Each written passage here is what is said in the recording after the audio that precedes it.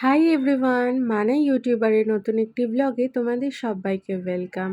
সকালবেলা তো জানোই স্যান্ডে বেরিয়ে যাওয়ার আগে পর্যন্ত আমি ভীষণই বিজি থাকি, এতটাই বিজি থাকি যে তোমাদের সামনে একটু কিছু যে শেয়ার করব সেটাও করতে পারি না। আর তার মধ্যে এই কদিন যা গরম পড়েছে আমি নিজেই পারছি না কিছু কাজ করতে, কিন্তু কিছু করার নেই। দুপুরবেলা খাবারের জন্য কিছু তো একটু হলেও রান্না করতে হবে, কিনে কিনে তো খাওয়া সম্ভব নয়।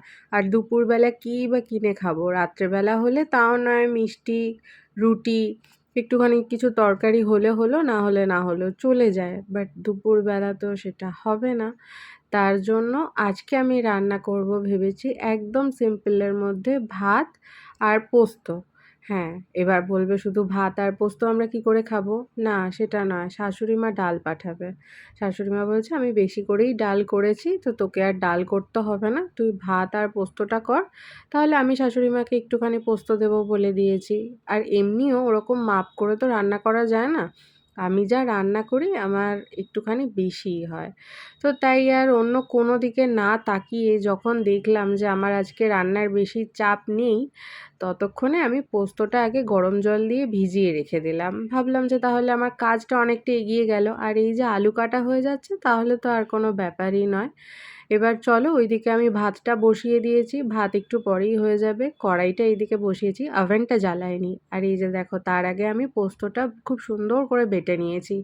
একটু বেশি পোস্ত দিয়ে পোস্তটা রান্না করব, মানে আলু পোস্তটা। স্যান্ডি এটা খেতে ভালোবাসে, যাতে একটু বেশি পোস্ত থাকে, কম হলে ও খেতে চায় না, তার জন্য একটু বেশি পোস্ত বেটে রেখেছি।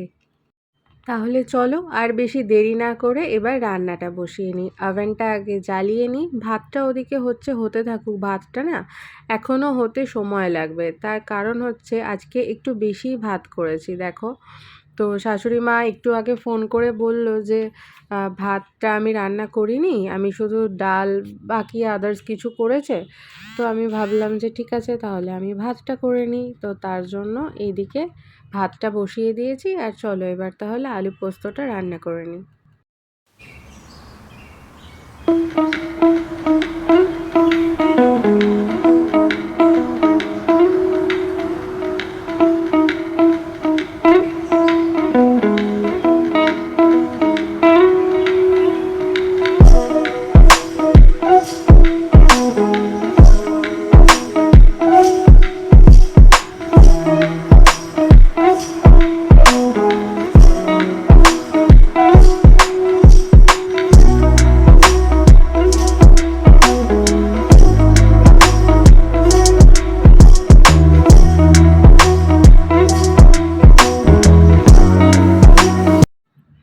ওইদিকে আমার ভাতটাও হয়ে গেছে, আলুটা এখন একটু ভালো করে ভাজা হোক। আলুটা ভালো না ভাজা হলে না পোস্তর টেস্টটা ঠিক সেরকম আসবে না যেরকম আমি চাইছি। চলো এবার ফ্যানটা ঝরিয়ে নিই ভাতে। যা গরম লাগছে না হাতে, বাপরে বাপ, ধরা যাচ্ছে না।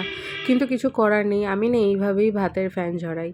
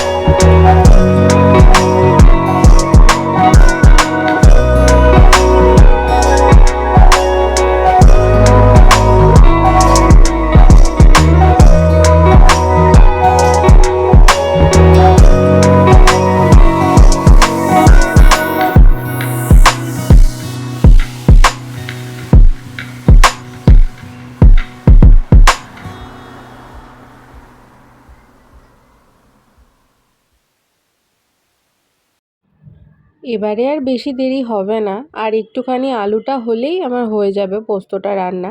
মানে একটুখানি চাপা দিয়ে রেখে দেবো। এমনিও এটা চন্দ্রমুখী আলু, বুঝলে? আমি রান্না করতে করতেই বুঝতে পারছি যে আলুটা সিদ্ধ হওয়ার আগেই ভাজতে ভাজতেই অর্ধেক সিদ্ধ হয়ে গেছে। কিন্তু তবুও একটুখানি চাপা দিয়ে রান্না না করলে ঠিক ভালো হবে না। আর একটুখানি জল দিলাম, তার কারণ হলো না হলে সেই পোস্তটা একটা ঝুরঝুরে টাইপের হবে। এবার ঝুরঝুরে পোস্ত খেতে আমরা কেউই ভালোবাসি না। একটু বেশ কাদা কাদা মতো হবে, সেটা ভালো লাগে। এবার এটা সিমে রইলো, হয়ে যাবে।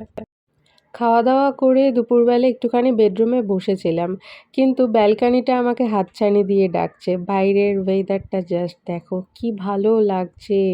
এটা এনজয় না করে ঘরে বসে থেকে কোনো লাভ আছে? এই যে দেখো আমি এখানে দাঁড়িয়ে আছি। আমার মুখের ওপর একদম যেও না, ওটা ঠিক মানাচ্ছে না আজকে। তো যাই হোক, এই যে তারপরে চলে এলাম স্যান্ডির জন্য একটুখানি চা করে দিতে। ও বলল ও আজকে চা খাবে। ইউজুয়ালি গরম পড়ার পর থেকে ও আর চা খায় না, কিন্তু তবুও মাঝে মধ্যে চা খেতে ইচ্ছা করে, তো ওই জন্য ওর জন্য একটু চা বানিয়ে দিচ্ছি। আমি তো লাস্ট কবে চা খেয়েছি আমার নিজেরই সেটা মনে নেই। বাড়িতে বানানো তো চা একদমই খাই না, দোকানে গিয়ে খাই, কিন্তু সেটাও এখন আর হয়নি অনেক দিন ধরে। লালু সুন্দরীর অবস্থা দেখো। সুন্দরী আমার দোকানের সামনে একদিকে বসে আছে, আর ওর কানে ভাত নিয়ে বসে আছে। কে ভাত খেতে দিয়েছে জানি না, ওর নাক কান সব কিছু মেখে মুখে ভাত খায়। আর এইদিকে লালু বসে আছে, ভাবছে আমরা কখন বিস্কিট দেবো ওদের।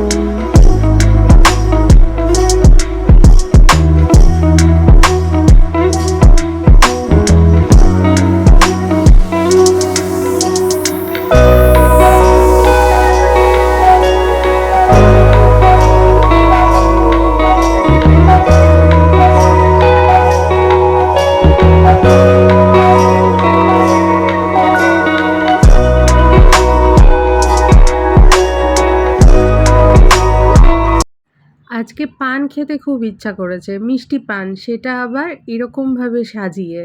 তো একমাত্র এই দোকানেই এরকমভাবে সাজানো পান পাওয়া যায়। মানে স্যান্ডি দাঁড়ালেই বুঝে যায়, স্যান্ডি যেহেতু এখান থেকেই পান খায়, আর আমার এরকমভাবে পান খেতে ভীষণ ভালো লাগে।